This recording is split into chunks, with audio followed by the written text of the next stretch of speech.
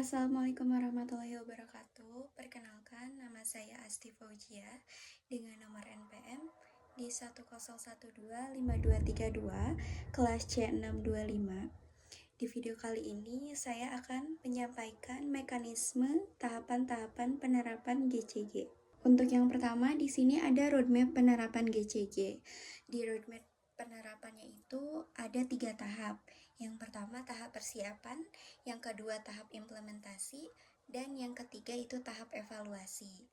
Lalu untuk yang pertama ini, di tahap persiapan itu ada membangun fondasi, penyusunan pedoman, dan komitmen manajemen. Nah, untuk di tahap kedua implementasi, di situ ada eksekusi sistem, lalu ada sosialisasi menyeluruh, dan internalisasi budaya.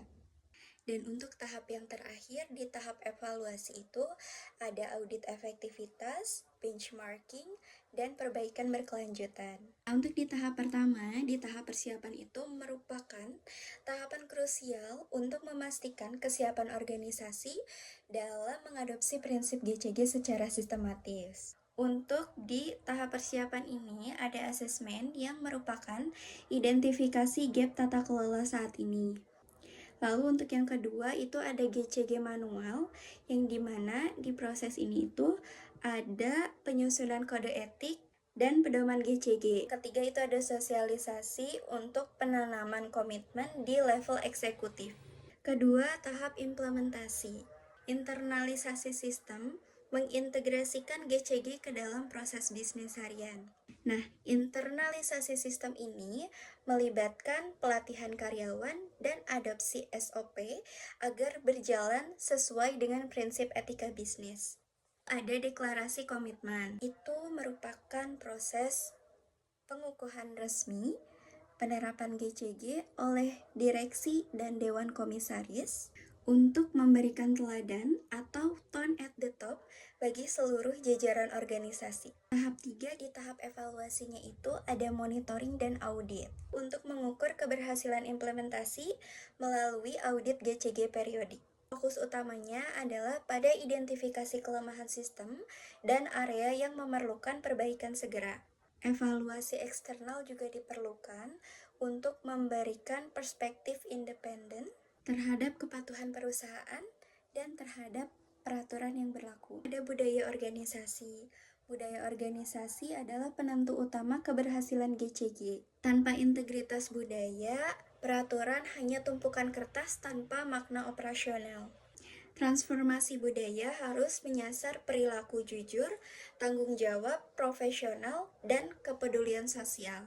Sistem pelaporan pelanggaran atau WBS. Perlindungan merupakan jaminan keamanan identitas pelapor dan perlindungan dari intimidasi atau sanksi balasan. Kedua, proses formal.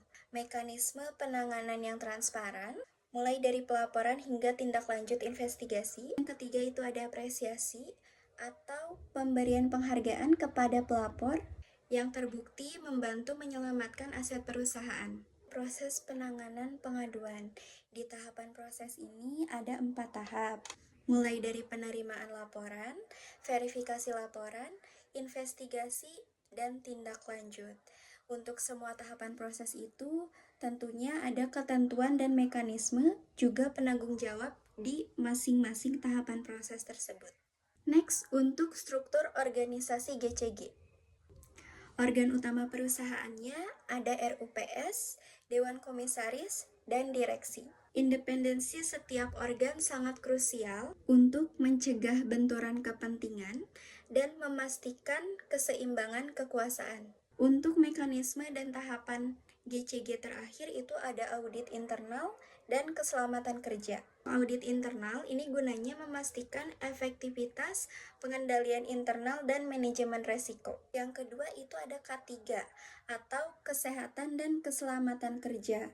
Ini merupakan tanggung jawab perusahaan mengenai kesejahteraan karyawan. 3. Ada etika profesional atau standar perilaku dalam berinteraksi dengan stakeholder eksternal. Sekian untuk presentasi mengenai mekanisme dan tahapan-tahapan GCG. Mohon maaf jika ada salah kata. Wassalamualaikum warahmatullahi wabarakatuh.